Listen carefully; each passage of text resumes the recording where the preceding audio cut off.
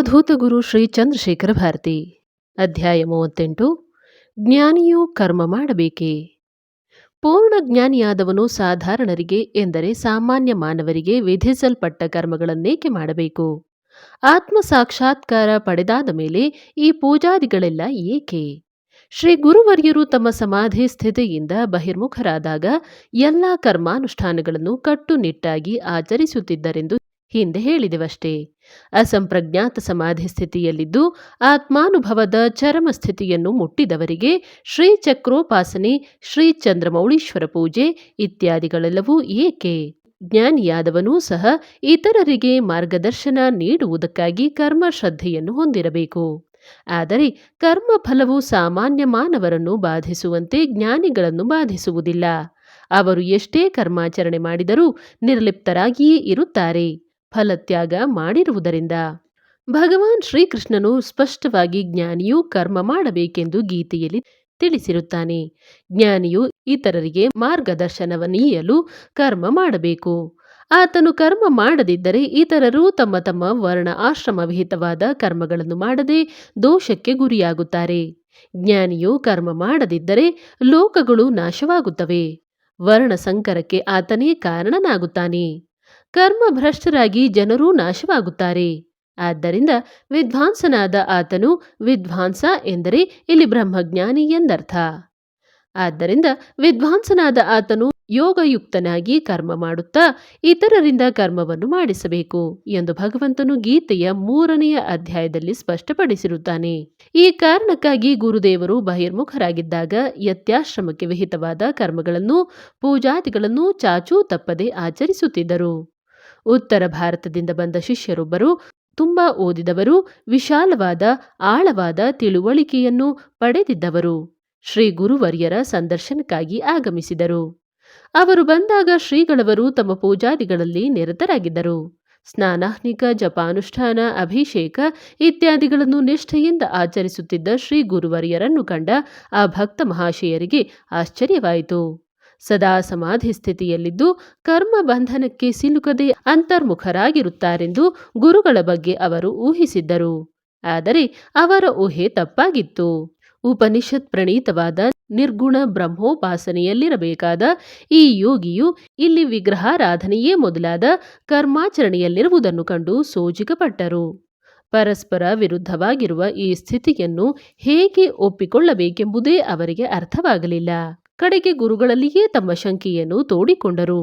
ವೇದಾಂತದಲ್ಲಿ ಹೇಳಿರುವಂತೆ ಆತ್ಮ ಸಾಕ್ಷಾತ್ಕಾರ ಮಾಡಿಕೊಂಡವರು ಕರ್ಮಗಳಲ್ಲಿಯೂ ವಿಗ್ರಹಾರಾಧನೆಗಳಲ್ಲಿಯೂ ತೊಡಗಬಹುದೇ? ಆತ ಇನ್ನೇನನ್ನು ಮಾಡುತ್ತಿರಬೇಕೆಂದು ನಿಮ್ಮ ಅಭಿಪ್ರಾಯ? ಆತ್ಮ ಸಾಕ್ಷಾತ್ಕಾರ ಮಾಡಿಕೊಂಡವರು ಈ ಕರ್ಮಗಳನ್ನು ಬಿಟ್ಟು ಬೇರೆ ಯಾವುದನ್ನಾದರೂ ಮಾಡಬೇಕೆಂದು ನನ್ನ ಅಭಿಪ್ರಾಯವಲ್ಲ. ನನ್ನ ಸಂಶಯವೇನೆಂದರೆ, ಯಾವುದೇ ಆಗಲಿ, ಕರ್ಮಾನುಷ್ಠಾನವೇ ಆಗಲಿ, ವಿಗ್ರಹಾರಾಧನೆಯೇ ಆಗಲಿ ಮಾಡುತ್ತಿರುವಾಗ ನಾನು ಮಾಡುತ್ತೇನೆ ಎಂಬ ಪ್ರಜ್ಞೆಯೇ ಜಾಗೃತವಾಗಿರುತ್ತದೆ. ಆತ್ಮ ಸಾಕ್ಷಾತ್ಕಾರದಲ್ಲಿ ನಾನು ಎಂಬ ಪ್ರಜ್ಞೆಯೇ ಇರುವುದಿಲ್ಲ. ಒಬ್ಬನೇ ವ್ಯಕ್ತಿಯಲ್ಲಿ ಪರಸ್ಪರ ವಿರುದ್ಧವಾದ ಈ 2 ಮನೋವೃತ್ತಿಗಳೂ ಇರುವುದು ಹೇಗೆ ಸಾಧ್ಯ? ನಿಜ, ಪರಸ್ಪರ ವಿರುದ್ಧವಾಗಿರುವ 2 ವಸ್ತುಗಳು ಒಂದೇ ಸ್ಥಳದಲ್ಲಿ ಒಂದೇ ಕಾಲದಲ್ಲಿ ಇರಲಾರವು. ಅದು ಸರಿ. ಆದರೆ ಆ ಅಕರ್ತೃವು ಅಂದರೆ ಕರ್ತೃವಲ್ಲದವನು ಯಾರೆಂದು ಹೇಳಿ ನೋಡೋಣ. ಆತ್ಮನು ಕರ್ತೃವಲ್ಲ. ಚೆನ್ನಾಗಿ ಗ್ರಹಿಸಿದ್ದೀರಿ. ಹಾಗಾದರೆ ಕರ್ತೃವು ಯಾರು? ಈ ದೇಹ, ಇಂದ್ರಿಯಗಳು, ಮನಸ್ಸು, ಬುದ್ಧಿ ಇವೇ ಕರ್ತೃಗಳು. ಸರಿ, ಆತ್ಮವು ಕರ್ತೃವಲ್ಲ ಮತ್ತು ಕರ್ತೃವು ಆತ್ಮವಲ್ಲ ಅಲ್ಲವೇ? ಹೌದು. ಹಾಗಾದರೆ ಇದರಲ್ಲಿ ಅಸಂಗತವಾದುದೇನಿದೆ? ಶ್ರೀ ಗುರುವರ್ಯರು ಆತ್ಮನಲ್ಲಿ ವಿಹರಿಸುತ್ತಿರುವಾಗಲೇ ಕ್ರಿಯಾವಂತರಾಗಿದ್ದ ಬ್ರಹ್ಮಜ್ಞಾನಿಗಳು. ಈ ಕ್ರಿಯೆ ಶಾರೀರಿಕವೋ ಮಾನಸಿಕವೋ ಆಗಿರಬಹುದು. ಆನೋನ್ಮಾದದಲ್ಲಿ ಪರಶಿವನು ನಟನ ಮಾಡುವಂತೆಯೇ ಈ ಕ್ರಿಯೆಯೂ ಸಹ. ಶ್ರೀ ಗುರುವರ್ಯರೊಡನೆ ನಡೆದ ಈ ಸಂಭಾಷಣೆಯಿಂದ ಆ ಮಹನೀಯರಿಗೆ ತಮ್ಮ ಸಂಶಯ ಬಗೆಹರಿಯಿತು. ಅತ್ಯಂತ ಸರಳವಾಗಿಯೂ ಪರಿಣಾಮಕಾರಿಯೂ ಆಗಿದ್ದ ಶ್ರೀ ಗುರುವರ್ಯರ ಮಾತಿನಿಂದ ಆತ ಸಂತುಷ್ಟರಾದರು, ತೃಪ್ತರಾದರು. ಶ್ರೀ ಗುರುವರ್ಯರು ಭಾಷ್ಯ ಪಾಠವನ್ನು ಹೇಳುವ ಸಮಯ ಬಂದಿದ್ದರೂ ಸಹ ಒಮ್ಮೊಮ್ಮೆ ಶ್ರೀ ಚಕ್ರಾರ್ಚನೆಯಲ್ಲಿ ಮಗ್ನರಾಗಿ ಬಿಡುತ್ತಿದ್ದರು. ಬಹಳ ಹೊತ್ತು ಕಾದು ನಿರಾಶರಾಗಿ ವಿದ್ಯಾರ್ಥಿಗಳು ಹಾಗೆಯೇ ಹೊರಟು ಹೋಗುತ್ತಿದ್ದರು. ಯಾಂತ್ರಿಕವಾಗಿ ಮಾಡುವ ಈ ಪೂಜೆಯಿಂದ, ಭಾಷ್ಯ ಪ್ರವಚನದಿಂದ ದೊರಕುವ ಆನಂದದ ತಿಲಾಂಶವಾದರೂ ದೊರಕಬಹುದೇ ಎಂದು ಶಿಷ್ಯರು ಒಮ್ಮೊಮ್ಮೆ ಭಾವಿಸಿದ್ದುಂಟು. ಭಾಷ್ಯಗಳಲ್ಲಿರತಕ್ಕ ಜ್ಞಾನದ ಪ್ರತಿಪಾದನೆಯನ್ನು ಭಕ್ತಿ ಮತ್ತು ಧ್ಯಾನದಿಂದಲೇ ಅನುಭವಕ್ಕೆ ತಂದುಕೊಳ್ಳಬೇಕಲ್ಲವೇ? ಒಮ್ಮೆ ಭಾಷ್ಯ ಪಾಠಕ್ಕಾಗಿ ಕಾದು ಕುಳಿತಿದ್ದ ಶಿಷ್ಯರು ಗುರುದೇವರು ಎಷ್ಟು ಕಾಲವಾದರೂ ಬಾಹ್ಯಲೋಕದತ್ತ ಗಮನವಿಲ್ಲದೆ ಶ್ರೀಚಕ್ರಾರ್ಚನೆಯಲ್ಲಿ ಮಗ್ನರಾಗಿರುವುದನ್ನು ನೋಡಿ ಕಾಯುವುದರಿಂದ ಪ್ರಯೋಜನವಿಲ್ಲವೆಂದು ನಿರಾಶರಾಗಿ ಒಬ್ಬೊಬ್ಬರೇ ಎದ್ದು ಹೋಗುತ್ತಿದ್ದರು. ಕೊನೆಯದಾಗಿ ಉಳಿದಿದ್ದವರು ಆರ್ ಕೃಷ್ಣಸ್ವಾಮಯ್ಯರ್ ಒಬ್ಬರೇ. ಅವರು ಈ ಅರ್ಚನೆಯಿಂದ ಭಾಷ್ಯ ಪ್ರವಚನದಿಂದ ದೊರಕುವಂತಹ ಆನಂದ ದೊರಕಬಹುದೇ ಎಂದು ಆಲೋಚಿಸುತ್ತಾ ಕುಳಿತಿದ್ದರು. ಪೂಜಾ ನಂತರ ಗುರುದೇವರು ಅಯ್ಯರ್ರವರಿಗೆ ಪ್ರಸಾದವನ್ನು ಕೊಡುತ್ತಾ ಮಿಥ್ಯಾ ಜಗದಧಿಷ್ಠಾನ ಎಂಬುದೂ ಸಹ ಶ್ರೀದೇವಿಯ ಸಹಸ್ರನಾಮಗಳಲ್ಲಿ ಒಂದಾಗಿದೆ. ಭಾಷ್ಯಾಧ್ಯಯನದಿಂದ ನೀವರಿಯಬೇಕಾದುದು ಅದನ್ನೇ ತಾನೇ ಎಂದು ಬಿಟ್ಟರು. ಬ್ರಹ್ಮ ಸತ್ಯಂ ಜಗನ್ಮಿಥ್ಯಾ ಎಂಬ ಅದ್ವೈತ ತತ್ವವನ್ನು ಬೌದ್ಧಿಕವಾಗಿ ಅರಿಯಲೆಂದಲ್ಲವೇ ವೇದಾಂತವನ್ನು ಅಧ್ಯಯನ ಮಾಡುವುದು. ಅನಂತರ ಅದನ್ನು ಅನುಭವಕ್ಕೆ ತಂದುಕೊಳ್ಳಬೇಕಷ್ಟೇ. ಅಯ್ಯರ್ ತಮ್ಮ ಮನಸ್ಸಿನಲ್ಲಿದ್ದ ಸಂಶಯ ಬಗೆಹರಿದುದಕ್ಕೆ ಗುರುದೇವರನ್ನು ಹೃತ್ಪೂರ್ವಕವಾಗಿ ವಂದಿಸಿದರು. ಶ್ರೀಚಕ್ರಾರ್ಚನೆಯು ಆತ್ಮ ಸಾಧನೆಗೆ ಒಂದು ಪ್ರಾಯೋಗಿಕ ಸಾಧನವಾಗಿದೆ. ಇದರಲ್ಲಿ ಮಂತ್ರ, ಯಂತ್ರ ಮತ್ತು ತಂತ್ರ ಈ 3 ಸಾಧನಗಳಾಗಿವೆ. ಮಂತ್ರ ದೇವತೆಯನ್ನು ಯಂತ್ರದಲ್ಲಿ ಪರಿಭಾವಿಸಿ ಬಾಹ್ಯ ಪೂಜೆಯಿಂದ ಅಂತಃ ಪೂಜೆಗೆ ಸಾಗಿ ಸುಪ್ತ ಕುಂಡಲಿಯನ್ನು ಜಾಗೃತಗೊಳಿಸುವ ಸಾಧನೆಯೇ ತಂತ್ರ. ಈ ಯಂತ್ರ ತಂತ್ರ ಮಂತ್ರಗಳು ಪರಬ್ರಹ್ಮ ಸ್ವರೂಪಿಣಿಯಾದ ಪರಾದೇವತೆಯ ಸಾಕ್ಷಾತ್ಕಾರಕ್ಕೆ ಅತ್ಯಂತ ಮುಖ್ಯ ಸಾಧನವಾಗಿವೆ.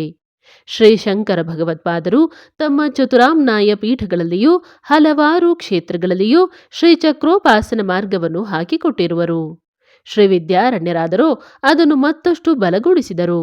ಅವರ ಕಾಲದಲ್ಲಿ ಶಾಕ್ತ, ಶೈವ, ವೈಷ್ಣವ ಸಂಪ್ರದಾಯಗಳನ್ನು ಅವರು ಸಮನ್ವಯಗೊಳಿಸಿದರು.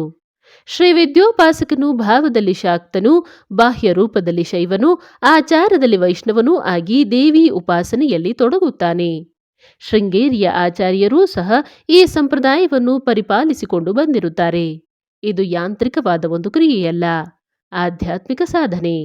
ಭಕ್ತಿಯೋಗ, ಕರ್ಮಯೋಗ, ಜ್ಞಾನಯೋಗ ಮುಂತಾದ ಆತ್ಮ ಸಾಕ್ಷಾತ್ಕಾರ ಮಾರ್ಗಗಳಲ್ಲಿ ಯಾವುದಾದರೂ ಒಂದು ಮಾರ್ಗವನ್ನು ಅವಲಂಬಿಸಿ ಸಾಧಕನು ಧ್ಯೇಯ ಬಿಂದುವಿನತ್ತ ಸಾಗಬಹುದು. ಪ್ರತಿ ಮಾರ್ಗವೂ ಪ್ರತ್ಯೇಕವಾಗಿಯೇ ಕಂಡರೂ ಅಂತ್ಯದಲ್ಲಿ ಕೊಂಡೊಯ್ಯುವ ಗುರಿ ಒಂದೇ ಆಗಿದೆ. ಶ್ರೀವಿದ್ಯೆಯಿಂದ ಶ್ರೀದೇವಿಯನ್ನು ಪೂಜಿಸುವ ವಿಧಾನದಲ್ಲಿ ಮೇಲಿನ 3 ಮಾರ್ಗಗಳೇ ಅಲ್ಲದೆ ರಾಜಯೋಗ ಮಾರ್ಗವೂ ಸೇರಿದೆ. ಶ್ರೀವಿದ್ಯೆಯು ಅದ್ವೈತದ ಪ್ರಾಯೋಗಿಕ ಸಾಧನೆಯೆಂದು, ಅದು ಬ್ರಹ್ಮವಿದ್ಯೆಯ ಮತ್ತೊಂದು ಸ್ವರೂಪವೆಂದು ವಿದ್ವಾಂಸರ ಅಭಿಪ್ರಾಯವಾಗಿದೆ. ಶ್ರೀವಿದ್ಯೆಯೆಂದು ಕರೆಯಲ್ಪಡುವ ತಂತ್ರವಿದ್ಯೆಯಲ್ಲಿ ಹಾದಿ ಅಂದರೆ ವಾಮಾಚಾರ, ಕಾದಿ ಅಂದರೆ ದಕ್ಷಿಣಾಚಾರ ಮತ್ತು ಸಾದಿ ಅಥವಾ ಕಹಾದಿ ಅಂದರೆ ವಾಮಾಚಾರ ಮತ್ತು ದಕ್ಷಿಣಾಚಾರಗಳೆರಡೂ ಸೇರಿದ್ದು ಎಂದು 3 ಮಾರ್ಗಗಳಿವೆ. ಇವುಗಳನ್ನು ಕ್ರಮವಾಗಿ ಕೌಲ ಮಾರ್ಗ, ಸಮಯ ಮಾರ್ಗ ಮತ್ತು ಮಿಶ್ರ ಮಾರ್ಗಗಳೆಂದು ಕರೆಯುವುದು ವಾಡಿಕೆ. ಶ್ರೀ ವಿದ್ಯೋಪಾಸನೆಯನ್ನು ವಾಮಾಚಾರ ರೀತಿಯಲ್ಲಿ ಮಾಡಿದವರಿಗೂ ಸಹ ಅನೇಕ ಐಹಿಕ ಸಿದ್ಧಿಗಳು, ಶಕ್ತಿಗಳು ಲಭಿಸುತ್ತವೆ. ಸಾಧಕನು ತನ್ನೆಲ್ಲ ಸಿದ್ಧಿಗಳಿಗೆ ವಶನಾಗದೆ ಮುಂದುವರಿದು ಆತ್ಮ ಸಾಕ್ಷಾತ್ಕಾರ ಮಾಡಿಕೊಳ್ಳಬೇಕು. ದಕ್ಷಿಣಾಚಾರದಲ್ಲಿ ದೇವಿಯನ್ನು ತಾಯಿಯಂತೆ ಭಾವಿಸಿ ಪೂಜಿಸುವುದರಿಂದ ಈ ಸಾಧನಾ ಮಾರ್ಗದಲ್ಲಿ ಹೆಜ್ಜೆ ಇಟ್ಟವರಿಗೆ ಸೋಲು ಬರುವುದು ಕಡಿಮೆ.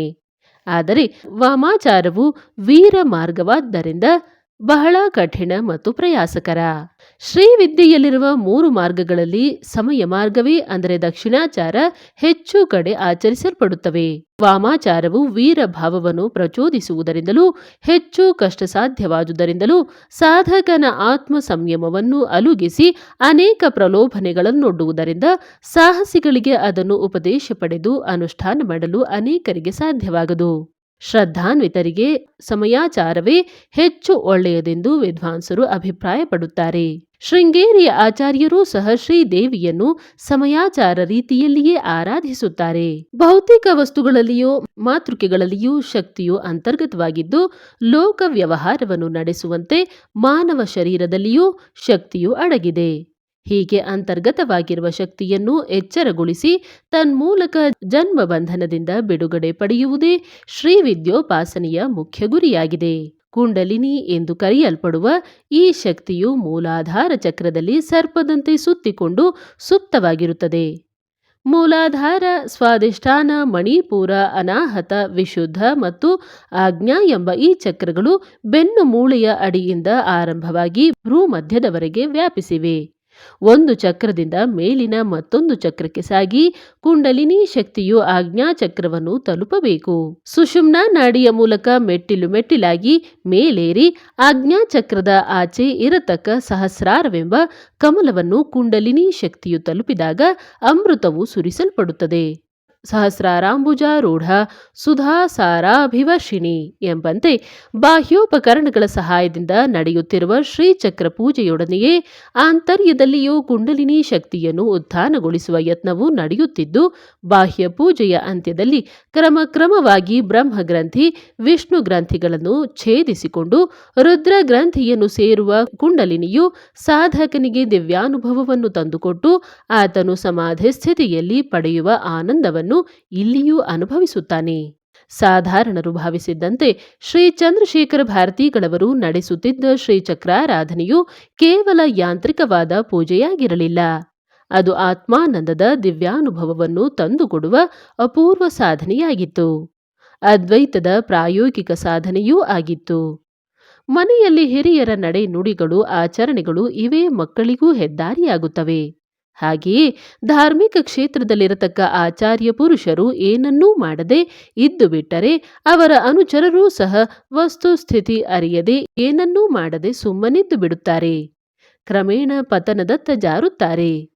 ಜ್ಞಾನಿಗಳಾದವರು ತಮ್ಮ ಉದ್ಧಾರವನ್ನಷ್ಟೇ ಗಮನಿಸದೆ ಜನಪದದ ಉದ್ಧಾರವನ್ನೂ ಯೋಚಿಸುತ್ತಾರೆ. ಅದಕ್ಕಾಗಿಯೇ ತಾವು ಕರ್ಮ ಬಂಧನಕ್ಕೆ ಸಿಲುಕದಿದ್ದರೂ ಇತರರಿಗಾಗಿ ಕರ್ಮವನ್ನು ಆಚರಿಸುತ್ತಾರೆ. ಸಮಾಜವು ಅವರನ್ನೇ ಅನುಕರಿಸುತ್ತದೆ. ಯದ್ಯದಾಚರತಿ ಶ್ರೇಷ್ಠಃ ತತ್ತದೇವತರೋ ಜನಃ ಎಂಬ ಗೀತಾವಚನದಂತೆ. ಅಧ್ಯಾಯ 39 ಸರ್ವಬಂಧು. ಶ್ರೀ ಚಂದ್ರಶೇಖರ ಭಾರತೀಗಳವರು ಅಂತರ್ಮುಖಿಗಳಾಗಿದ್ದಾಗಲಂತೂ ಯಾರಿಗಾದರೂ ದರ್ಶನ ಲಾಭವಾಗುವುದೇ ಅಪರೂಪವಾಗಿತ್ತು. ಅಲ್ಲದೆ ಬಹಿರ್ಮುಖಿಗಳಾಗಿದ್ದಾಗಲೂ ಸಹ ಒಮ್ಮೊಮ್ಮೆ ಯಾರಾದರೂ ಬಂದರೆ ದರ್ಶನ ಸಿಕ್ಕುತ್ತಿರಲಿಲ್ಲ. ಒಮ್ಮೊಮ್ಮೆ ದರ್ಶನವು ನಿರಾಕರಿಸಲ್ಪಡುತ್ತಲೂ ಇತ್ತು. ಇದರಿಂದ ಬಂದವರು ನಿರಾಸೆಯಿಂದಲೂ ದುಃಖದಿಂದಲೂ ಬೇಸರದಿಂದಲೂ ಹಿಂತಿರುಗಿ ಹೋಗುತ್ತಿದ್ದರು. ಅವರಲ್ಲಿ ಬರುತ್ತಿದ್ದವರಲ್ಲಿ ಕಷ್ಟದಲ್ಲಿರುವವರು, ದುಃಖಿಗಳು, ಪ್ರಾಪಂಚಿಕ ವಿಷಯಗಳಲ್ಲಿ ಅನುಗ್ರಹ ಬಯಸುತ್ತಿದ್ದವರು, ಆಧ್ಯಾತ್ಮ ವಿಷಯಗಳಲ್ಲಿ ಮಾರ್ಗದರ್ಶನಕ್ಕಾಗಿ ಬಂದವರು, ಸಂದೇಹ ವೃತ್ತಿಗಾಗಿ ಬಂದವರು ಮುಂತಾಗಿ ಅನೇಕರಿರುತ್ತಿದ್ದರು. ಅವರೆಲ್ಲರನ್ನೂ ಸಹ ಆತ್ಮೀಯತೆಯಿಂದ, ವಿಶ್ವಾಸದಿಂದ ಮಾತನಾಡಿಸಿ ದೈವ ಕೃಪೆ ಅವರೆಲ್ಲರಲ್ಲೂ ಉಂಟಾಗುವಂತೆ ಗುರುಗಳು ಆಶೀರ್ವದಿಸುತ್ತಿದ್ದರು, ಅನುಗ್ರಹಿಸುತ್ತಿದ್ದರು. ಯೋಗ ಮಾರ್ಗದಲ್ಲಿ ಅದ್ವಿತೀಯ ಶಕ್ತಿಯನ್ನು ಸಂಪಾದಿಸಿದ್ದ ಗುರುವರಿಯರು ಅರ್ಥಿಗಳ ಕಷ್ಟನಾಶಕ್ಕಾಗಿ, ದುಃಖ ನಿವಾರಣೆಗಾಗಿ ನಾನಾ ರೀತಿಯಲ್ಲಿ ಸಹಾಯವೆಸಗುತ್ತಿದ್ದರು. ಮೊದಲಿನಿಂದಲೂ ಗುರುವರಿಯರು ಏಕಾಂತ ಪ್ರಿಯರಾಗಿದ್ದರೆಂದು ತಿಳಿದಿದ್ದೇವೆ. ಏಕಾಂತವಾಸದಿಂದಲೂ ಜನವಿದೂರರಾಗಿದ್ದುದರಿಂದಲೂ ಅವರು ಹೆಚ್ಚು ತಪೋಮಗ್ನರಾಗಿರಲು ಸಾಧ್ಯವಾಗಿತ್ತು.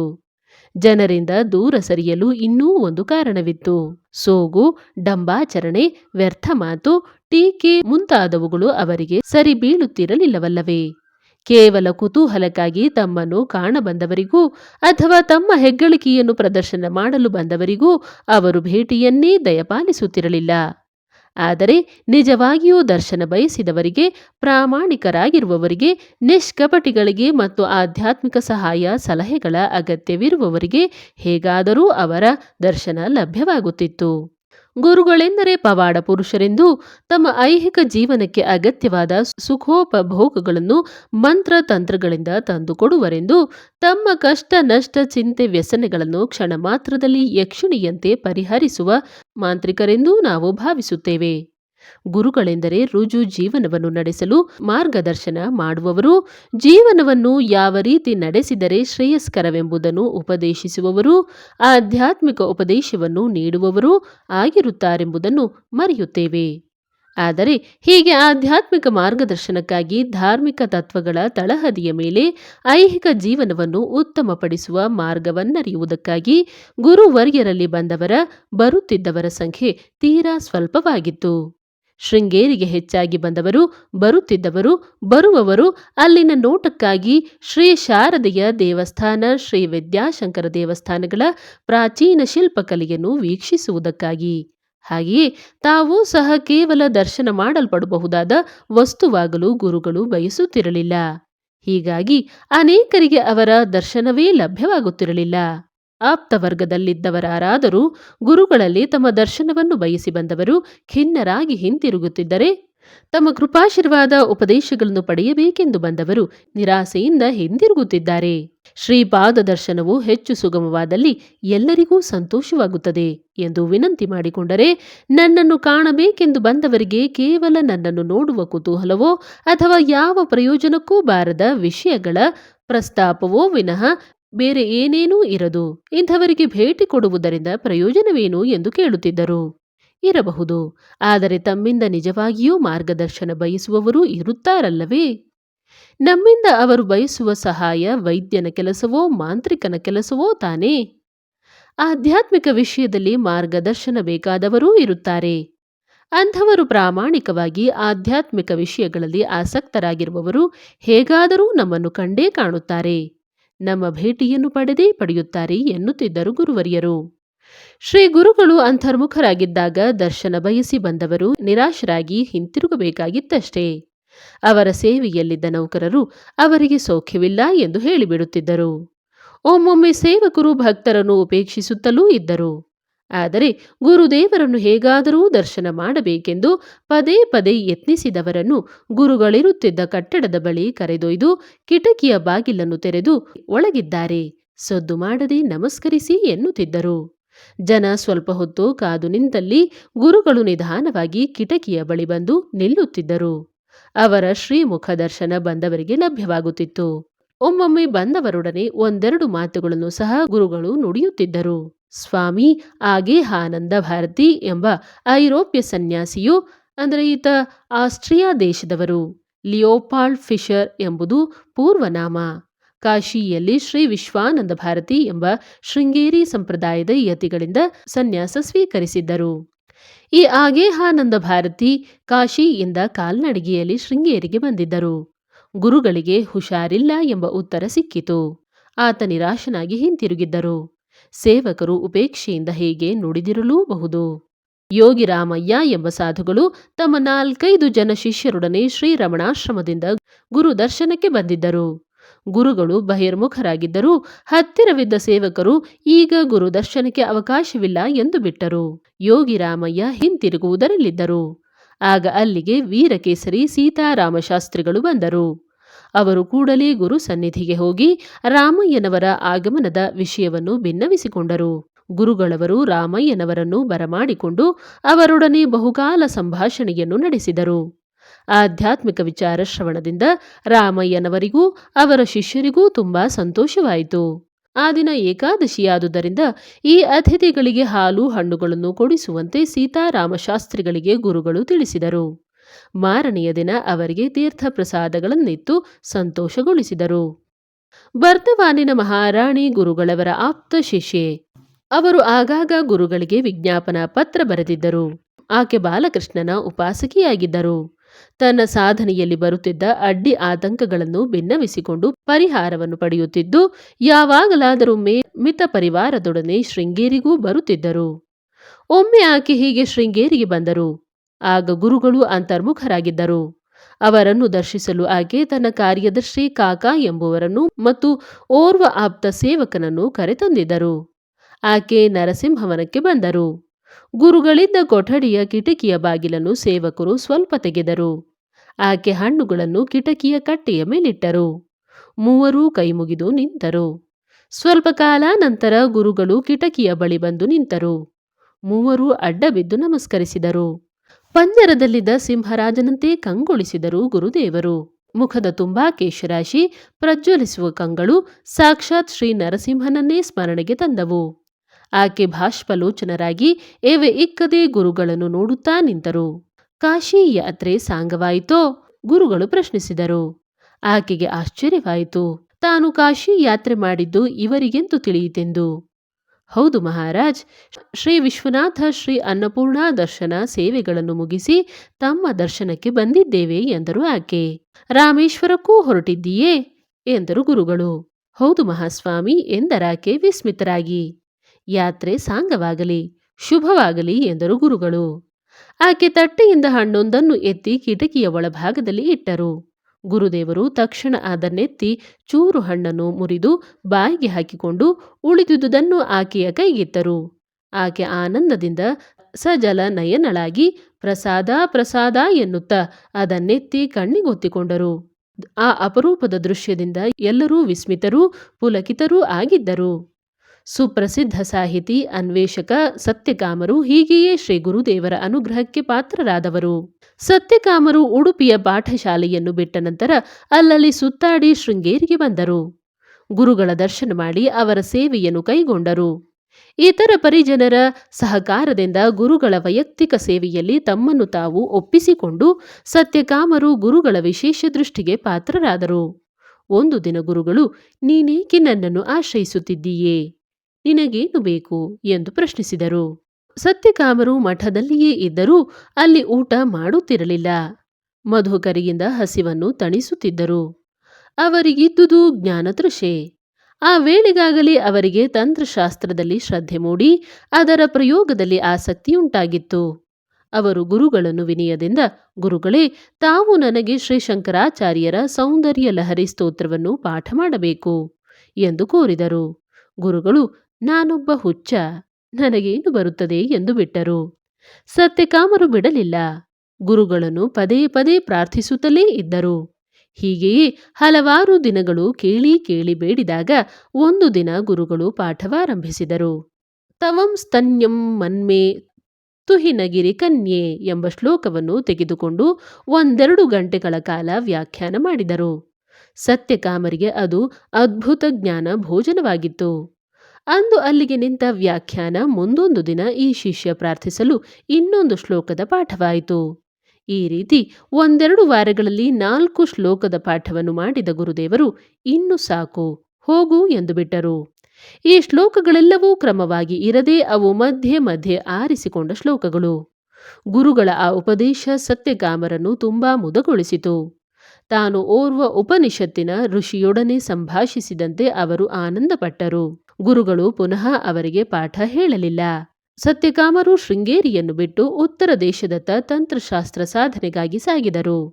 ಅದರಲ್ಲಿ ಸಿದ್ಧಿಯನ್ನು ಗಳಿಸಿದರು. ಆಧ್ಯಾತ್ಮಿಕ ವಿಷಯಗಳಲ್ಲಿ ಬುದ್ಧಿಯ ಮೇಲ್ಮೈಯನ್ನು ಪ್ರದರ್ಶಿಸಲು ಬರುವವರಿಗೆ ವೇಷಭೂಷಣಗಳಲ್ಲಿ ಆಚಾರಶೀಲರಂತಿದ್ದು ಆಚರಣೆಯಲ್ಲಿ ಡಾಂಭಿಕರಾಗಿದ್ದವರಿಗೆ ದೊಡ್ಡ ದೊಡ್ಡ ಉಪನ್ಯಾಸಗಳನ್ನು ಕೊಡುತ್ತಾ ಭಾರತೀಯ ಸಂಸ್ಕೃತಿ, ಆಧ್ಯಾತ್ಮಿಕ ತತ್ವಗಳು, ಹಿಂದೂ ನಾಗರಿಕತೆ ಮುಂತಾದ ವಿಷಯಗಳನ್ನು ಕುರಿತು ಉದ್ದುದ್ದ ಭಾಷಣಗಳನ್ನು ಮಾಡುತ್ತಾ ತಾವು ಹೇಳುವುದನ್ನೆಲ್ಲ ಅನುಸರಿಸಿದವರಿಗೆ ಗುರುಗಳ ಸಂದರ್ಶನಾವಕಾಶ ಸಿಕ್ಕುವುದು ದುರ್ಲಭವಾಗಿರುತ್ತಿತ್ತು. ಮತತತ್ವಗಳನ್ನು, ಮತಾಚಾರ್ಯರುಗಳನ್ನು ಪರಸ್ಪರ ಹೋಲಿಸಿ ತುಲನೆ ಮಾಡಿ ಯಾವುದು ಶ್ರೇಷ್ಠ, ಯಾವುದು ನಿಕೃಷ್ಟ ಎಂಬುದನ್ನು ಕುರಿತು ಬುದ್ಧಿಯ ಕಸರತ್ತು ಮಾಡುವವರನ್ನೂ ಸಹ ಗುರುಗಳು ಮೆಚ್ಚುತ್ತಿರಲಿಲ್ಲ. ಈ ಮತ ದೊಡ್ಡದೋ ಆ ಮತ ದೊಡ್ಡದೋ ಎಂಬ ಚರ್ಚೆ ಏಕೆ? ದೇವನು ಸಾಕಾರನೋ ನಿರಾಕಾರನೋ ಎಂಬ ವಾದವೇಕೆ? ದೇವರು ಸಾಕಾರನೆಂದು ನಾವು ಭಾವಿಸಿದಲ್ಲಿ ಆತನ ಪಾದಾರವಿಂದದಿಂದ ಸಹಸ್ರ ಯೋಜನೆಗಳಿಗಿಂತ ಎಷ್ಟೋ ದೂರದಲ್ಲಿ ನಾವಿದ್ದೇವೆ. ಆ ದಿವ್ಯ ಪಾದ ಸನ್ನಿಧಿಯನ್ನು ಸೇರುವ ಮಾರ್ಗದಲ್ಲಿ ನಾವಿನ್ನೂ ಪರಿಷ್ಕ್ರಮಿಸಬೇಕು. ನಾವು ಆ ಮಾರ್ಗದ ಕೊನೆಯನ್ನು ಮುಟ್ಟಿದಾಗ ಆತನ ಪರಮ ಕರುಣೆಯಿಂದ ತೇಜಪುಂಜವಾದ ಆತನ ಮುಖಾರವಿಂದ ದರ್ಶನ ಮಾಡಿ ಆತನು ವಿಭೂತಿಯನ್ನು ಧರಿಸಿದ್ದಾನೋ ತಿಲಕವನ್ನು ಧರಿಸಿದ್ದಾನೋ ಎಂದು ನೋಡಬಹುದು. ಆತನನ್ನು ಶಿವನೆಂದು ಕರೆಯಬೇಕೋ ವಿಷ್ಣುವೆಂದು ಕರೆಯಬೇಕೋ ಎಂಬುದನ್ನು ನಿರ್ಧರಿಸಬಹುದು. ಈಗೇತಕ್ಕೆ ಈ ವಿಷಯದಲ್ಲಿ ಸುಮ್ಮನೆ ಒಣಚರ್ಚೆ ಮತ್ತು ವಾದಗಳು? ನಾವು ಈಗಿರುವ ಸ್ಥಿತಿಯಲ್ಲಿ ಅದ್ವೈತ ಸತ್ಯವೋ ವಿಶಿಷ್ಟಾದ್ವೈತ ಸತ್ಯವೋ ದ್ವೈತ ಸತ್ಯವೋ ಯಾವುದು ಸತ್ಯವಾದರೂ ಅದರಿಂದ ನಮಗೇನಾಗುತ್ತದೆ? ಧರ್ಮ ಮಾರ್ಗವು ಎಲ್ಲರಿಗೂ ತೆರೆದಿದೆ. ಪ್ರತಿಯೊಬ್ಬನೂ ತನ್ನ ಅರ್ಹತೆ ಮತ್ತು ಯೋಗ್ಯತೆಗೆ ತಕ್ಕಂತೆ ತನಗೆ ವಿಧಿಸಲ್ಪಟ್ಟ ರೀತಿಯಲ್ಲಿ ಧರ್ಮ ಮಾರ್ಗದಲ್ಲಿ ನಡೆಯಬೇಕು. ನಾವು ಆ ಮಾರ್ಗದಲ್ಲಿ ನಡೆದು ಅಂತಿಮ ಗುರಿಯನ್ನು ಮುಟ್ಟಿದಾಗ ಬ್ರಹ್ಮವು ಸಾಕಾರವೋ ನಿರಾಕಾರವೋ ಎಂಬುದನ್ನು ವಿವೇಚಿಸಬಹುದು. ಉಪದೇಶಕ್ಕಿಂತ ಸ್ವಂತ ನಡೆನುಡಿಯಲ್ಲಿ ತತ್ವಗಳನ್ನು ಅಳವಡಿಸಿಕೊಳ್ಳುವುದು ಮುಖ್ಯ. ವಿಚಾರಕ್ಕಿಂತ ಆಚಾರ ಮುಖ್ಯ. ಪ್ರತ್ಯಕ್ಷ ಧರ್ಮಾನುಷ್ಠಾನ ಮಾಡಬೇಕು. ಸೋಗು, ವೇಷ, ಡಂಬಾಚಾರ ಇವೆಲ್ಲ ಹೋಗಬೇಕು. ಸುಳ್ಳಾಡುವುದು ತಪ್ಪೆಂದು ಎಲ್ಲರಿಗೂ ಗೊತ್ತಿದೆ. ಆದರೆ ಎಷ್ಟು ಜನ ಸುಳ್ಳು ಹೇಳುತ್ತಿಲ್ಲ? ಹಾಗೆಯೇ ಮೋಸ ಮಾಡುವುದೂ ತಪ್ಪೆಂದು ಗೊತ್ತಿದೆಯಲ್ಲವೇ? ಎಷ್ಟು ಜನ ಮೋಸ ಮಾಡುತ್ತಿಲ್ಲ. ಆಧುನಿಕ ಜೀವನಕ್ಕೆ ಸುಳ್ಳು, ಮೋಸ ಮುಂತಾದವು ಮುಖ್ಯವಾದ ಅಂಗಗಳೇ ಆಗಿಬಿಟ್ಟಿವೆ. ಸತ್ಯವಚನ, ನಿರ್ವಂಚನೆ ಇವು ಕಷ್ಟವಲ್ಲ, ಸುಲಭವಾಗಿ ಆಚರಿಸಬಹುದಾದ ಧರ್ಮಗಳು. ಈ ಸಾಮಾನ್ಯ ಧರ್ಮಗಳೇ ಹೀನ ಸ್ಥಿತಿಯಲ್ಲಿರುವಾಗ ಇಂದ್ರಿಯಾತೀತವಾದ ಬ್ರಹ್ಮಜ್ಞಾನಕ್ಕೆ ಸಂಬಂಧಪಟ್ಟ ಚರ್ಚೆ, ಭಾಷಣಗಳಿಗೆ ಅಗತ್ಯವೇನಿದೆ ಎನ್ನುತ್ತಿದ್ದರು. ಪ್ರಾಮಾಣಿಕವಾದ ಶ್ರದ್ಧೆಯಿಂದ, ಅಕ್ಕರೆಯಿಂದ ಸಾಮಾನ್ಯ ಧರ್ಮಗಳನ್ನು ನಮ್ಮ ನಡೆನುಡಿಗಳಲ್ಲಿ ಅಳವಡಿಸಿಕೊಂಡು ಆ ಬಳಿಕ ಆಧ್ಯಾತ್ಮಿಕ ಮಾರ್ಗದಲ್ಲಿ ಪರಿಷ್ಕ್ರಮಣ ಮಾಡಬೇಕೆಂಬುದೇ ಗುರುವರ್ಯರ ಅಭಿಪ್ರಾಯವಾಗಿತ್ತು.